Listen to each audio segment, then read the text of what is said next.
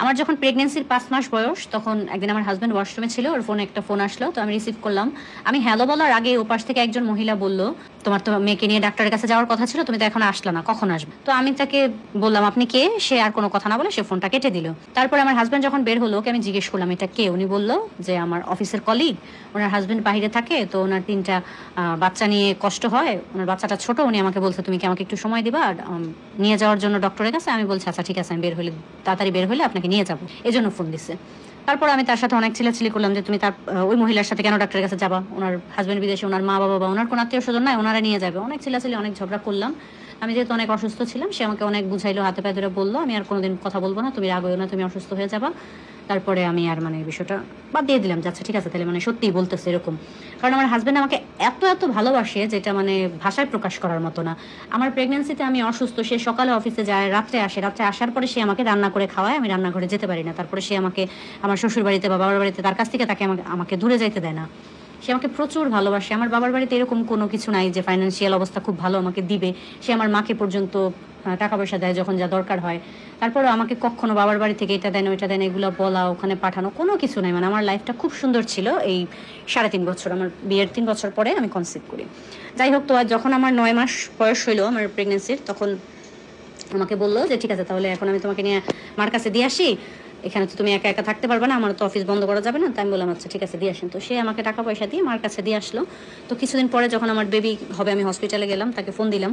Phone দেওয়ার পরে সে আসতে পারতেছিল না। সে তারপরে বেবি হওয়ার আগে সে আসছে, একটু আগ মুহূর্তে হসপিটালে যাওয়ার গেছি আমরা, ওইখানে সব কিছু ঠিকঠাক করছি, একটু আগ মুহূর্তে সে আসছে। আসার পরে সে ওখানে 3-4 দিন ছিল। তো আমি তো প্রথম 2-3 দিন মোটামুটি অসুস্থই ছিলাম। তারপরে যখন আমি একটু সুস্থ হইলাম, তো আমি তাকে দেখলাম যে তার ঘাড়ে পিঠে যখন সে শার্ট খুললো, প্রচুর দাগ টাগ ভরা। তো আমি তাকে জিজ্ঞেস করার পরে সে আমাকে বললো যে এটা নাকি তার একটা অ্যালার্জি হয়েছে, ওইটার সমস্যার কারণে। তো আমি ওরকম মাথা ঘামাইলাম না, কারণ ওই মহিলার কথাই আমার কোনো মাথায় নেই। তারপরে আমি যে বাড়িতে ভাড়া থাকতাম, ওইখানে যে পাশের রুমের যে ভাবি ছিল, সে আমাকে একদিন ফোন দিয়ে বললো যে ভাবি আপনার হাজব্যান্ড একটা মহিলাকে নিয়ে বাসায় আসছে। তা আমি তাকে বললাম যে না ভাবি এরকম তো হওয়ার কথা না, কে আসছে দেখেন। তো সে বললো না ভাবি প্রায়ই আসে, আমার চোখে 2-3 দিন পড়ছে। আমি আমার হাজব্যান্ডকে ফোন দিলাম, জিজ্ঞেস করলাম, সে বললো যে না এরকম কিছু না, এমন অফিসের কাজে আমি বাড়িওয়ালাকে বলে তারপরে আনছি, আমাদের বাসায় আসার কথা ছিল। তো আমি বললাম আমি যে 3 বছর বাসায় ছিলাম তখন তো দেখলাম না কোনোদিন কেউ আসে বাসায়। বললো তখন দরকার হয় না, এখন হয়েছে, তুমি এটা নিয়ে কোনো বেশি মাথা ঘামায় না, ওই মহিলা আমাদের মাঝখানে প্যাঁচ লাগাইতে চায়। তো আমি তাকে এতটাই অন্ধবিশ্বাস করতাম, আমি উল্টা ফোন করে ওই মহিলাকে গালাগালি করলাম, বকাবকি করলাম যে আপনি কেন মাথা ঘামান, আমার সংসার হ্যান ত্যান। যাই হোক, তারপর এখন সে তো আমাকে নিতে আসে না। 1 মাস 2 মাস প্রতিদিন ফোন দিতেছি, বলতেছি তুমি আমাকে নিতে আসো, কিন্তু সেটা আমাকে ঢাকা নিতে আসে না। তারপরে অনেক কষ্ট করে বুঝাইতে কান্নাকাটি করলাম, অনেক কিছু বললাম, তারপরে সে আমাকে নিতে আসছে। নিতে আসার পরে সে আমাকে বললো আমার তো চাকরিটা নাই এখন, আমি তোমাকে নিয়ে ঢাকা নিয়ে ভাড়া দিয়ে থাকতে পারবো না, তো তুমি চলো, তোমাকে আমি আমার শ্বশুর বাড়িতে আমার শাশুড়ির কাছে রেখে আসবে। তো আমার ছোট বাচ্চা, মাত্র সিজারে বাবু হয়েছে, তো শ্বশুর বাড়িতে গেলে তো কাজ করতে হবে, এটা বাধ্যতামূলক। তো শ্বশুর বাড়িতে রেখে আসলো। ওইখানে আমি সব কাজ করতাম। আমার বাচ্চাটা 4 মাসের ছিল, আমার বাচ্চাটাকে কেউ একটু কোলেও নিত না, এরকম একটা অবস্থা ছিল। মাটির চুলায় রান্না করা, কল চাপায় কাজ করা, অনেক কষ্ট হইতো। তো আমি অনেক কষ্ট করে থাকতেছিলাম, আর তারা বলতেছিলাম যে তুমি চাকরিটা জোগাড় করো। তো সে তখন বাড়িতে এসে পড়ে, পাশে টাশে ছাইড়া দেয়, কারণ তার তো টাকা পয়সা নাই। তো এরকম চলতেছিল। একদিন তো প্রায় তাকে আমি দেখি যে ফোন আসলে সে বাইরে চলে যায়। তো এটা আমার কাছে একটা সন্দেহের বিষয় যে ফোন আসলেই কেন বাইরে চলে যেতে হবে। তো তাকে জিজ্ঞেস করলে সে ওরকম কিছু বলে না। তো আমি ওই মাথায় রাখছি ওই বিষয়টা, যে ওই মহিলা বললো, অনেক কিছু মিলাইতেছিলাম যে আসলে কি আমার হাজব্যান্ড পরকিয়া করতেছে বা কোনো কিছু। তো এরকম খুঁজতে খুঁজতে একদিন আমি ওই মহিলা ফোন দিল, পরে রিসিভ করে ওনাকে আমি বললাম যে আপনি যে এরকম করতেছেন আমার সংসারটা ভাঙার জন্য, এরকম কেন করতেছেন?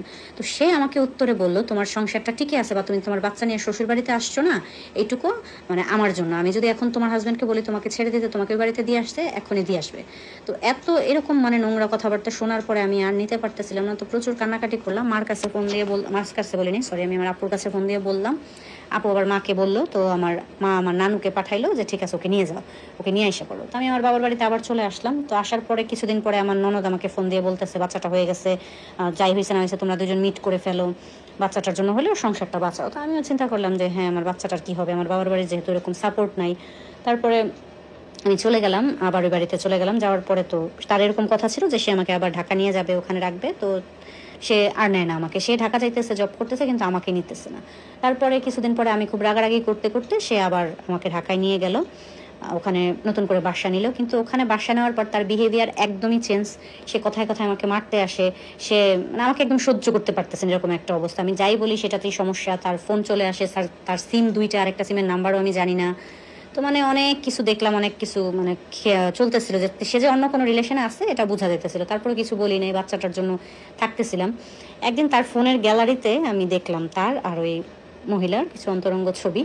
দেখার পরে তো আমার দুনিয়াটাই ওলটপালট হয়ে গেল।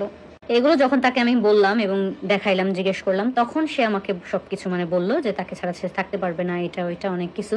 তো আমি যেহেতু বাসা থেকে দূরে ছিলাম, আমার ওইভাবে যাওয়ার কোনো মানে রাস্তা ছিল না, তখন আমি খুব মানে কষ্ট করলাম, ভাবলাম, চিন্তা ভাবনা করে আমি ওই মহিলাকে মানে খুঁজে বের করলাম। তো খুঁজে বের করার পরে আমাদের বাসার যে বাড়িওয়ালা ওই আঙ্কেল আন্টি ওনাদেরকে ডাকাইলো, ওই মহিলাকে, মহিলার মাকে, দুইজনকে ডাকাইলো। ডাকানোর পরে বললো, পরবর্তীতে জানতে পারলাম ওই মহিলার হাজব্যান্ড থাকে বাহিরে।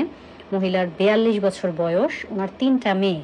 কিন্তু উনি মানে প্রথম আমার হাজব্যান্ডকে ডাকছে রিলেশনে যাওয়ার জন্য, তারপরে এখন সে মানে আমার হাজব্যান্ডকে ছাড়তে পারতেছেন। তো সবাই অনেক অপমান টপমান করলো, আমার পক্ষে কথা বললো, কিন্তু তাদের এত কিছু জানার পরেও আমার পক্ষে আর থাকা ওখানে সম্ভব হইতেছিল না। তারপরে আমি আমার বাবার বাড়িতে চলে আসছি, 1.5 মাস হয়ে গেছে আমি আমার বাবার বাড়িতে থাকতেছি।